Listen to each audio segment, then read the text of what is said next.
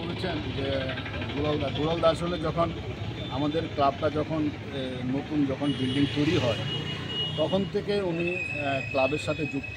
উনি তখন সরকারি চাকরি করলেও ক্লাবের সাথে যুক্ত, যেহেতু ক্লাবের উল্টো দিকে ছিলেন। এবং আমরা যখন ওই ক্লাব ভাঙার পর যখন আমরা জিনিসগুলো নিয়ে আইএমএতে রাখি, প্লাস যখন আমরা সকালবেলা যখন মেস্তরি আসতো, আমি ভোরবেলা আসতাম, দুলালদাও আসতো, নিজে আমরা দুলালদা সহ ইট টেনেছি, আমার সব কথা আজকে মনে পড়ে। এবং এই মালগুলো যখন আমরা আইএমএতে রাখি, দুলালদার একটা বড় ভূমিকা ছিল। এই যে নতুন ক্লাব যে তৈরি হয়েছে আমাদের, এই ক্লাব তৈরির ক্ষেত্রে দুলালদা মেম্বার না হওয়া সত্ত্বেও দুলালদার একটা বড় ভূমিকা ছিল। এবং আমাদের জিনিস যাতে এখান থেকে যে রড রাখতাম, বালু এই ইট টিট রাখতাম, এগুলো যাতে নষ্ট না হয়, এগুলো দুলালদা ওনার ক্লাবকে ইউজ করে এগুলোকে দেখা যত্ন করা থেকে শুরু করে অনেক ভূমিকা ওনার এই ক্লাবের জন্য আছে।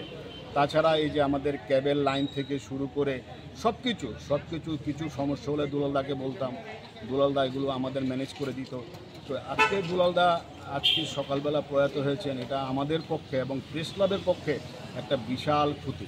জয়ন্তদা বলেছেন যে আসলে দুলালদার মতন পরোপকারী এবং দুলালদারকে ডাকলেই পাওয়া যেত এরকম লোকের সংখ্যা আমাদের এখন কম, কিন্তু এর মধ্যে দুলালদা ছিল একদম উজ্জ্বল একজন লোক, যাকে আমরা হারালাম।